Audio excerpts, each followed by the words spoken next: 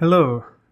So back in 2017, I wrote this article on my blog BIM Chapters about creating accurate shadows in floor plans. So I had the idea of making a video about this yesterday after walking through the office, and somebody grabbed me and said, "Hey, I need some help." And they had done a search and found this related information by me online, and we walked through it for their project, and it was exactly what they wanted. And even reading through the blog post, it's a little tricky, so I thought I would show it in a video. So let's say we have a building. This is my two-story law office, and I added this canopy to show an exterior scenario.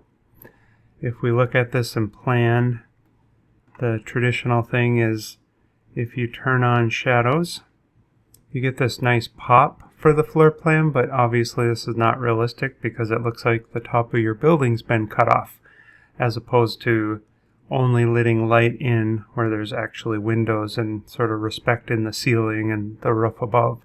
So there is a way to do that. It's not technically a floor plan, so there's lots of pros and cons to this workflow. You go to any section or elevation and then start the camera command. You're going to want to turn off the perspective option up here on the options bar. And then wherever you want the cut plane is where you pick the first point for the camera. And then we're going to go straight down. I'm just going past the floor a little bit. And now we're in a plan view, or what looks like a plan view, right? This is the camera view with perspective turned off. So it's a 3D view that looks exactly like a camera view. You're not going to want to touch the view cube because that's going to mess up some of these settings. Notice over here in properties, there's a far clip offset and an eye elevation, and the eye elevation and the target kind of correspond to what I picked. But if you start messing with the view cube, it's going to actually change those for some reason. So now when we go to shadows, we get something sort of accurate, right?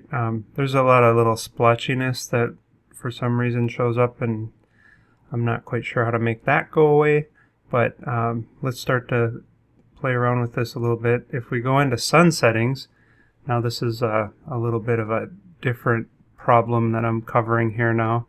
Oftentimes views default to this lighting option, which is basically fake light based on azimuth and altitude. You could plug in accurate numbers, but this isn't specifically related to your location on Earth and in a month and day and time.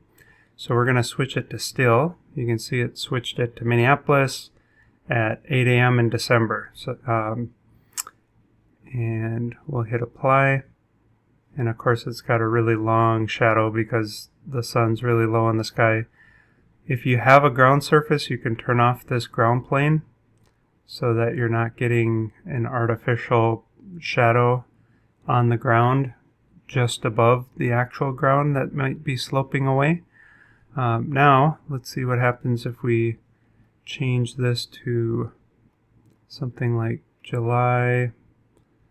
So the middle of the summer. First we'll just hit OK, and we'll see that still the sun's obviously high in the sky. So we'll hit 11 a.m. and here we go. Now we're getting somewhere. We have some light coming in just through the windows. We got a nice shadow here above our canopy that I added over the entryway. If we change this to 3, and then I'm going to click on AM and just on my keyboard hit the letter P, and that switches it to PM. Hit apply, and so now this is starting to look like what we want it to look like, and it's based on real world data. Of course, that presupposes that you went to the Manage tab and set True North properly. A couple of adjustments you can make to what we're seeing here in terms of quality. If we go to the style list here and go to graphic display options, every view by default has anti-aliasing turned off, and in the options dialog, there is a way to turn this on for the entire project, but because of the performance hit, it's off by default for the project, and then it's also off by default per view. Obviously, if you turn it on for the project, this setting doesn't matter. But in special views, like a 3D, like a perspective view, you can get some really nice smoothed lines. For basically any angled line that's not vertical or horizontal on the screen gets smoothed out by this anti-aliasing. So I'm going to hit OK or apply. And you can see there's some additional definition that's happened here. In case you didn't know this, the only time you really need to hit apply is if you want to see the change happen on the screen. If you hit OK, that's also applying it as it's closing the dialog. If we expand shadows, we could turn on ambient shadows here. You can see it had a little bit of effect, making a couple of things pop out, but not necessarily consistently based on how the families are created. And then another thing that you can do under lighting is adjust the overall intensity of shadow. So I'll go kind of dramatic here so you can see. So you do have some control over that. One other fun thing, this is yet another kind of different thing I'll share. And I'm not sure if I can do it in this 3D view, so I'm just going to go to the plan view and show it. Maybe there's a way, but I just thought of this while I'm making this video as an extra thing to cover really quick. So if I switch the underlay to level 2, and then I switch it to look up,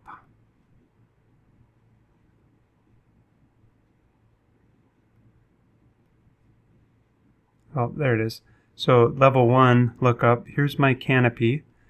On the Modify tab, if I select the Linework tool and then switch this to one of the hidden line options and then pick this thing, you see how it made it dashed? Well, it's super interesting is you can switch this back to none, and so all that underlay stuff went away, but my Linework override stuck.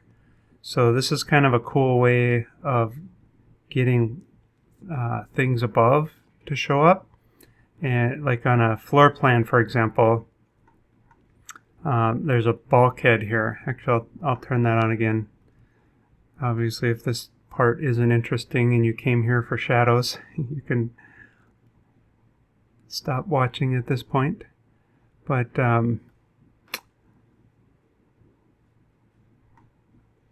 let's see, there's a couple of lines here related to some soffits above. And so if I pick the Linework tool and pick the soffit above, or bulkhead,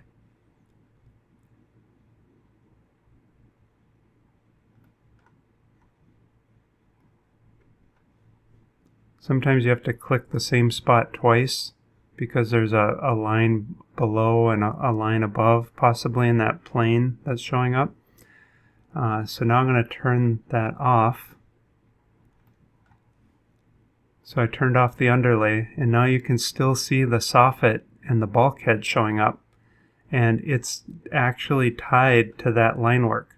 So for example, if I go to the roof plan, maybe I need to go to second floor. I just added this canopy thing, which is actually just a big floor. I'm going to edit it